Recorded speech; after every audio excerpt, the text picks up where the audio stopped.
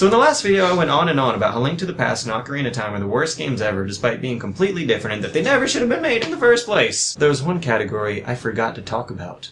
Mental interactivity. Upon replaying both games, it seems everything in Ocarina wants to give you a tutorial. You can't just breeze through it without getting stopped dead in your tracks by all this text, and that's another sign of its age. 3D games are a good deal more complicated. You have to use this thing, and no one reads the manuals. Back then it seemed like a pretty novel concept to just copy-paste your manual into the game and make the player play through it. When you want to use the codec, push the select button. When we need to contact you, press the select button. What they didn't seem to account for is that after getting used to it years in the future, you'd already know how to play the game. I guess SNES games had it easier because they're so much simpler to control. In Link to the Past, all you gotta do to move around is just push the controller direction buttons. In Ocarina of Time, you gotta know how to control the camera, you gotta know how to jump up and down and roll around and Z-target onto things on top of controlling your dude. And the game seems pretty adamant about telling me that I need to do these things. Every time I look at anything, the fairy flies over, there's this weird rotating arrow over their head and this crosshair over the bodies. It plays this awful noise and the screen turns into a letterbox. I mean, hopefully, after about an hour, you get the idea of how to Z-target on stuff, but they didn't make it very visually elegant. On the other hand, Link to the Past seems to want depth so much that it's really unintuitive about it. Look at this abstract, gamey border around the edge of the screen. It looks like the whole game is pasted on a piece of old paper, but I'm not really sure that's what they were going for. It's a small detail, but shoots totally straight into my subconscious and makes trying to visualize the gameplay that much harder. You gotta jump through all these holes and somehow know where they go even though you can't see it. You just gotta infer from memorization and a vague sense of placement. Later on, it turns into one big guessing game. Dungeon 5, how do I get in? Do I shoot it? Do I stab it? Do I magic powder it? Oh, I know, I bet I hammer it! What the fuck, I just pull the dungeon open? And suddenly these iron prison bars just snap off? So after all these years, I noticed my brain remembered a lot more of Ocarina than it did Link to the Past. Why? I don't know. Maybe it's because I played it first. See, there's this thing I like to call the virgin effect. The tendency for fans of a series to latch onto the first thing they consumed of that particular series, no matter how much it's improved since then.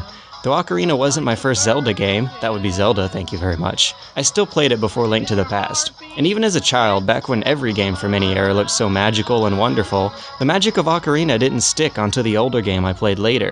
And you know what? A lot of this stuff is purely subjective. You can't quantify awkward animation cycles or weak sound effects. There's no mathematical formula for proving the superiority of either game. It has a lot to do with time and place and... Wait a minute. Hang on a second here.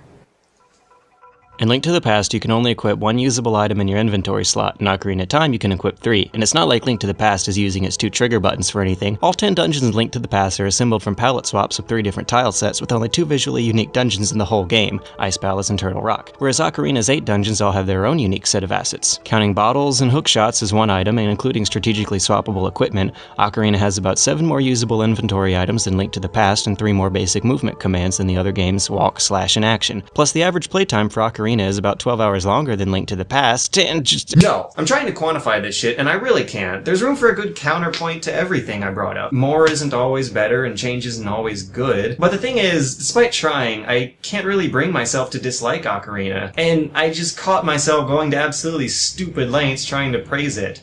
And that kind of scares me. I guess that means I really fell for the marketing pretty hard. Commercial environment. Business majors, take note. This shit they've pulled is genius. During the life of the first few Nintendo consoles, these games came out regularly but not very often. It was an opportunity for Nintendo to use everything they learned over the past 4 years or so and really create a magnum opus out of it. For such a long-lasting series, its first 10 years only saw 3 console releases. Compare that to the first decade of other classic franchises, and you'll see that it wasn't a very oversaturated series. Usually had 2 Zelda games per platform. One of those games would be the really big deal, while the other was kind of a spin-off. Of course, the second NES game, Zelda 2 Adventure of Link, was much more lukewarmly received than the first. On the N64, Majora's Mask was more like an expansion pack than a full sequel, and the SNES had only one Zelda game, which was stylistically similar to the Game Boy Zelda that came out around the same time. But at some point after Majora's Mask, they started releasing spin-offs left and right. 2 Game Boy Color games released 1 year after, each one being a separate adventure using the same assets. Seasons and ages, kinda like Pokemon, red and blue. 2 years after that was Wind Waker, and the same year they started going on this Four Swords tangent on the portables. It was like a whole nother type of game. Then there was Minish Cap and the 2DS games and the really Japanese Tingle RPG and the downright shameless crossbow training and... My point is, back before the 2000s, this series wasn't a clusterfuck. How to create and exploit nostalgia by Nintendo. It ain't easy, but they did it. Step 1. Launch a series of carefully crafted, iconic blockbusters built out of beloved cultural archetypes. Take your sweet time making them, don't let customers get tired of them too quickly, and make every one of them visually and mechanically distinctive. Take your time and put a lot of effort into it, and the series will ferment into an iconic mascot of your company's quality. 15 years later, go crazy making bank on everyone's nostalgia for how good you used to be. Lower your standard of quality, make new Zelda games every other year, no matter how rushed or starved for ideas they are. It won't matter, people will buy whatever shit has the name stamped on it.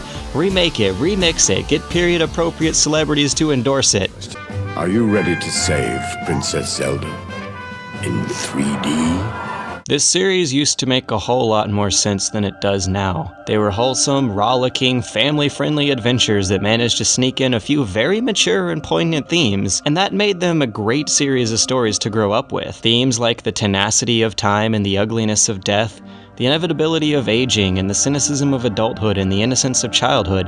The whole series from Link to the Past to Wind Waker seemed to weave an eerily complete arc about growing up and confronting childhood nostalgia. And after that game, all the series does now is appeal to nostalgia. And it's not doing it very well. Oh, come on! I can't really be that cynical, can I? I guess this is what Zelda did to me. Maybe it's just because I'm a jaded adult and these games aren't made for my demographic anymore, but I mean, don't get me wrong, the new games aren't terrible or anything, but since they don't feel as new and exciting as the old ones, they no longer feel like masterpieces. And that was the appeal that the old games used to have. That's the appeal that a lot of Nintendo games had before they decided to exploit the ever-living fuck out of our nostalgia for them.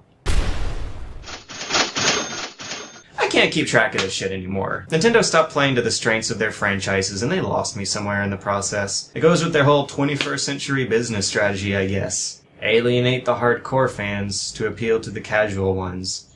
But I don't really see myself falling into that camp. I used to love Zelda to death, but not for entirely respectable reasons. It's manipulative storytelling and period piece design and, well, that's why we love it, or hate it. Looks like we're in trouble, Princess. All we can do is run.